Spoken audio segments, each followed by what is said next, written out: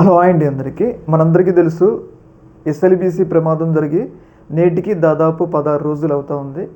అప్పటి నుంచి కూడా రెస్క్యూ బృందాలు ఎన్డీఆర్ఎఫ్ అలాగే సింగరేణి ర్యాటోల్ మైనర్స్ అలాగే రకరకాల దేశంలో నైపుణ్యం ఉన్న వాళ్ళు ఇండియన్ ఆర్మీ కూడా ఎస్ఎల్బిసిలో జరిగిన ప్రమాదం తర్వాత అక్కడున్న కార్మికుల్ని ఇంజనీర్లని రక్షించాలి అని చెప్పేసి 16 రోజుల నుంచి కూడా వాళ్ళు తమ ప్రాణాలకు తెగించి పోరాటం అయితే చేస్తూ ఉన్నారు.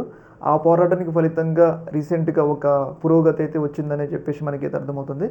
దాదాపు 16 రోజుల యొక్క సహాయ చర్యల్లో భాగంగా నిన్ననే కేరళకి సంబంధించిన కేడావర్ డాగ్స్, ఈ డాగ్స్ యొక్క ముఖ్య లక్షణం ఏంటి అంటే దాదాపు 15 అడుగుల లోతులో ఉన్న యొక్క బాడీలను కూడా గుర్తించడం ఈ డాగ్స్ యొక్క ముఖ్య ఉద్దేశం. అందుకోసం అని చెప్పేసి ఆ డాగ్స్ని కేరళ నుంచి తీసుకొచ్చి నిన్న ఒక 2 స్పాట్లను అయితే గుర్తించడం జరిగింది. అంటే డెడ్ బాడీలు ఎక్కడ ఉంటాయని చెప్పేసి 2 స్పాట్లు గుర్తించడం జరిగింది.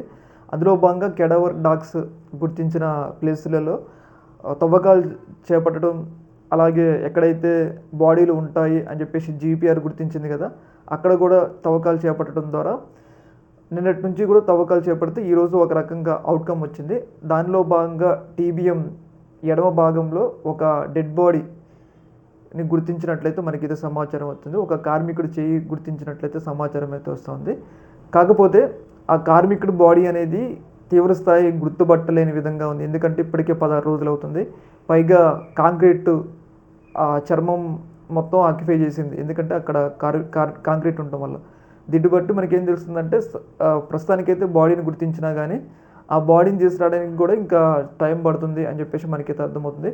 ఏదేమైనా కానీ ఈ సంఘటన జరగడం అనేది చాలా దారుణమైన విషయం.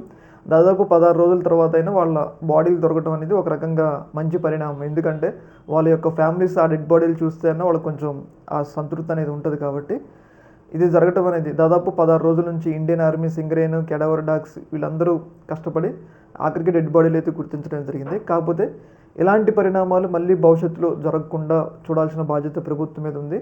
అలాగే ఈ యొక్క కాంట్రాక్ట్ కంపెనీ మీద కూడా ఉంది. ఎందుకంటే కార్మికుల ప్రాణం ముఖ్యం కదా. ఎందుకంటే వాళ్ళని నమ్ముకొని వెనక ఫ్యామిలీలు ఉంటాయి.